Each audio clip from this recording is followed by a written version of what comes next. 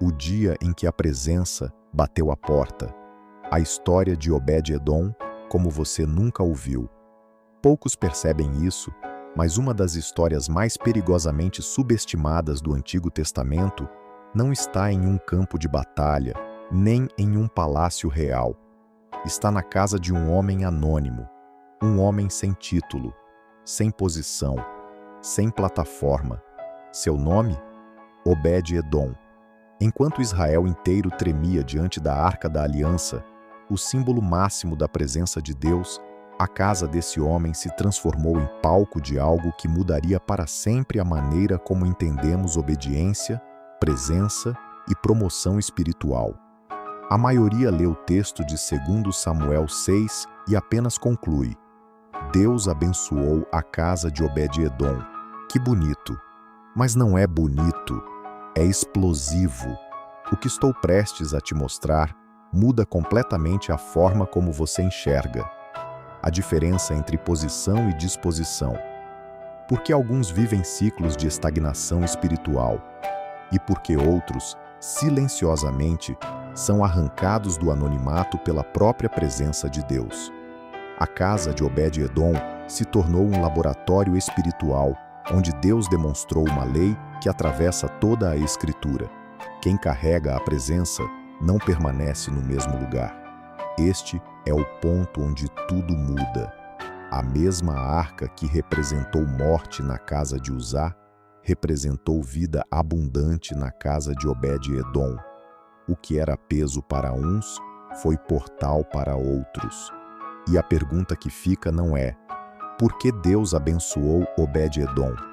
A pergunta real é: que tipo de coração transforma o que outros rejeitam no maior ponto de virada da sua história? Hoje, nós vamos dissecar essa história com bisturi teológico, lupa histórica e sensibilidade espiritual. Não para repetir um sermão motivacional barato sobre bênçãos, mas para entender a lógica profunda de como Deus exalta aqueles que acolhem o que outros temem ou desprezam. A maioria lê Obed-Edom como se fosse apenas um figurante bíblico, mas para entender o que realmente está acontecendo, precisamos reconstruir o cenário com precisão histórica e teológica. Onde estamos na história bíblica? Estamos no período do reinado de Davi, aproximadamente século X a.C. Israel já não é mais um amontoado de tribos dispersas. Há um rei estabelecido, uma capital recém-conquistada, Jerusalém, e há um problema teológico em aberto. A Arca da Aliança, símbolo da presença de Deus, não está no centro da vida nacional. A arca havia sido capturada pelos filisteus, 1 Samuel 4-5. Causou juízo nas cidades filisteias, foi devolvida e acabou na casa de Abinadab, em Quiriate-Jearim, por cerca de 20 anos. 1 Samuel 7, 1-2. Davi, num misto de fervor espiritual e falha litúrgica, decide trazê-la para Jerusalém. E é aí que entra a cena trágica de Uzá. Uzá, a morte e a interrupção do plano. O relato de 2 Samuel 6 mostra Davi conduzindo a arca num carro de bois, exatamente como os filisteus haviam feito. Não era assim que Deus havia ordenado. Números 4, Deuteronômio 10, 8. A arca deveria ser carregada nos ombros dos levitas, com varas, sem ser tocada. Quando os bois tropeçam, Uzá toca na arca para ajudar e morre. Humanamente parece injusto. Teologicamente é coerente. A santidade de Deus não se submete às boas intenções humanas. A presença não é manipulável nem domesticável. Resultado: Davi fica com medo da presença. O cortejo é interrompido. A arca precisa de um lugar provisório, e é aqui que um nome quase desconhecido entra na história: Obed-Edom, o Geteu, 2 Samuel 6, 10. Quem era Obed-Edom? Há um detalhe que poucos param para explorar. Ele é chamado de Geteu. Alguns associam Geteu à cidade filisteia de Gate, o que poderia sugerir um estrangeiro convivendo entre israelitas, hipótese minoritária. A leitura mais forte, com base em 1 Crônicas 13 a 16 e 26, é que Obed-Edom era um levita da família de Corá, ligado à função de porteiro e músico. O 1 Crônicas 15, 18, 21 e 24 citam Obed-Edom entre os levitas e porteiros. O 1 Crônicas 26, 4 a 8 mostra seus filhos como homens valentes e líderes, confirmando sua relevância posterior. Qual é o ponto? Ele era ninguém aos olhos do poder político, mas alguém aos olhos de Deus, em termos de disposição para a presença. A teologia da presença na arca, a Arca da Aliança, representava o trono invisível de Iguá entre o povo, Êxodo 25, 22. O lugar onde Deus se encontrava com o seu povo. A convergência de santidade, pacto e glória. Portanto, receber a arca em casa não era apenas receber um objeto sagrado. Era abrir a casa para a manifestação concentrada da presença e santidade de Deus. Em outras palavras, a casa de Obed-Edom se tornou por 3 meses uma espécie de microtemplo doméstico. Este é o ponto em que a narrativa deixa de ser apenas uma história antiga e se torna um espelho teológico para a nossa vida espiritual. A maioria enxerga apenas o contraste. Uzá morre. Obed-Edom é abençoado. Mas o verdadeiro contraste não é entre pessoas, é entre posturas diante da presença. A lógica de Deus. A presença prova corações. Repare o movimento. 1. A presença é tratada com descuido litúrgico. Carro de bois. 2. O juízo expõe a seriedade da santidade. 3. O medo entra na equação. 4. A presença precisa de um hospedeiro. Quem aceita hospedar o que outros estão temendo? Obed-Edom. Enquanto Davi diz na prática, não posso lidar com isso agora. Obed-Edom, silenciosamente, diz com sua decisão: se Deus quer repousar aqui, minha casa está aberta. Poucos percebem isso. A primeira promoção de Obed-Edom não é de função, é de proximidade. Antes de ser levita em Jerusalém, ele é anfitrião da presença em sua própria sala. A bênção como assinatura da presença. Segundo Samuel 6, 11 declara: e o Senhor abençoou a casa de Obed-Edom e tudo o que ele possuía. Essa frase é muito mais do que um slogan devocional. É um diagnóstico espiritual. Quando a Escritura diz que Deus abençoou, há uma transformação concreta na vida, na casa, na família e na estrutura de Obed-Edom. Tanto que a notícia chega a Davi, segundo Samuel 6, 12. Pare para pensar. Para uma bênção doméstica se tornar notícia a ponto de chegar ao rei, não estamos falando de algo discreto. Estamos falando de uma explosão de favor visível. E qual é o gatilho? Não foi uma campanha, não foi um sacrifício extraordinário, foi uma decisão de acolher o que outros temiam. Quando a presença se torna vocação, aqui está o detalhe que a maioria não vê. A história de Obed-Edom não termina quando a arca sai da sua casa. Em 2 Samuel 6, a arca vai de sua casa para Jerusalém. Fim de capítulo. Mas em 1 Crônicas 15 a 16, a câmera volta para ele. Lá descobrimos que Obed-Edom passa a servir como porteiro da arca. 1 Crônicas 15, 18 e 24. Ele está na equipe responsável por guardar o acesso à presença. Depois, em 1 Crônicas 26, ele aparece como cabeça de uma casa de levitas, com filhos valentes e influentes. O que isso significa? A casa que hospedou a presença se transformou em geração vocacionada para servir a presença. De hospedeiro doméstico, ele se torna guardião litúrgico. De um homem comum, ele se torna ministro da presença. Essa é a dinâmica. Deus não apenas abençoa circunstâncias, Ele reconfigura destinos. A promoção que não vem por posição, mas por disposição.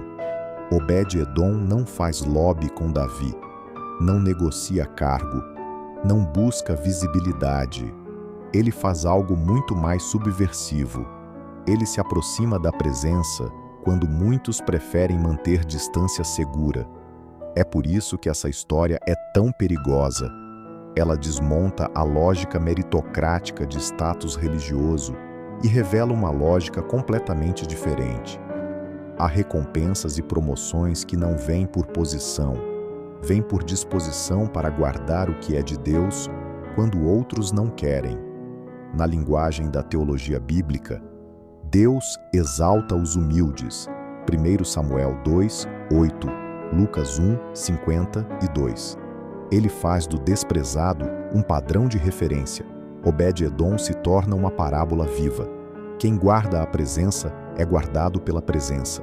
Quem serve a presença é promovido por ela. Agora precisamos ir além da narrativa e tocar as camadas profundas desta história. Na teologia bíblica, há um padrão recorrente. O Éden é um jardim-templo. O tabernáculo é um Éden móvel. O templo é a institucionalização do tabernáculo. No Novo Testamento, o corpo do crente e a comunidade se tornam templo do Espírito. 1 Coríntios 3, 16, 6, 19. A casa de Obed-Edom é um elo intermediário fascinante nessa cadeia. Não é ainda o Templo de Jerusalém. Não é apenas uma casa qualquer. É uma casa-tabernáculo. Ali, por 3 meses, Deus está, por assim dizer, ensaiando um princípio. Eu não estou limitado à estrutura oficial. Eu posso transformar casas comuns em lugares de encontro. Isso quebra a ilusão religiosa de que Deus só se manifesta no lugar institucional certo. Obediência como hospitalidade espiritual. Teologicamente, Obed-Edom encarna uma forma específica de obediência. Hospitalidade à presença. Não se trata apenas de seguir regras. Trata-se de abrir espaço real para que Deus reoriente os ambientes. Filosoficamente, é um ato de risco. A presença pode confrontar, pode expor, pode desestabilizar zonas de conforto. E ainda assim, ele abre a casa. Em termos existenciais, a obediência de Obed-Edom não é performática. É silenciosa, doméstica, relacional. Ele não está pregando, escrevendo salmos, nem liderando exércitos. Ele está apenas fazendo algo espiritualmente gigantesco, permitindo que Deus habite. A dialética entre temor e desejo Davi, após a morte de Uzá, é tomado por medo, segundo Samuel 6, 9. A frase é forte. Como trarei a minha arca do Senhor? Esse é o dilema de todos os que lidam com a santidade. Queremos a presença, mas tememos o que ela pode fazer com nossos esquemas. Obed-Edom aparece como alguém em quem temor e desejo não se anulam, mas se encontram na forma de reverência. Não é ousadia irresponsável, não é medo paralisante. É uma postura que poderíamos chamar de coragem reverente. Essa é uma categoria espiritual que precisaria voltar ao vocabulário da igreja. A lógica da promoção na presença do ponto de vista da teologia bíblica do chamado, a trajetória de Obed-Edom ilustra um princípio. Primeiro, Deus confia presença. Depois, confia função. A ordem importa. Quando a função vem antes da presença, a religião se torna burocrática. Quando a presença gera função, o ministério se torna desdobramento natural de um encontro real com Deus. No caso de Obed-Edom, ele hospeda a arca em casa. Depois, Deus o estabelece como guardião da arca no contexto público do culto. Ou seja, a intimidade secreta gera autoridade pública. Essa é uma das leis espirituais mais profundas deste relato. Agora é o momento em que o texto deixa de ser sobre Obed-Edom e começa a ser sobre você. O que significa hoje receber a arca em casa? No contexto cristão, não temos mais a arca física. Temos algo ainda mais radical: a presença do Espírito, a palavra viva, a comunhão da igreja como corpo. Receber a arca hoje é reorientar a casa e a vida ao redor da presença de Cristo. Permitir que ele não seja um objeto religioso à margem, mas o eixo da casa. Em termos práticos, o que define o clima da casa? O que molda as conversas, prioridades, tempo, afetos? A presença é decorativa ou central? O que era trauma nacional, a morte de Uzá, se torna portal de bênção local, a casa de Obed-Edom. Na vida real, há pessoas que, depois de feridas pela religião, fecham a porta para qualquer coisa que se pareça com a presença de Deus. Há outras que deixam Deus redefinir o significado da presença, mesmo depois de terem visto escândalos, abusos, distorções.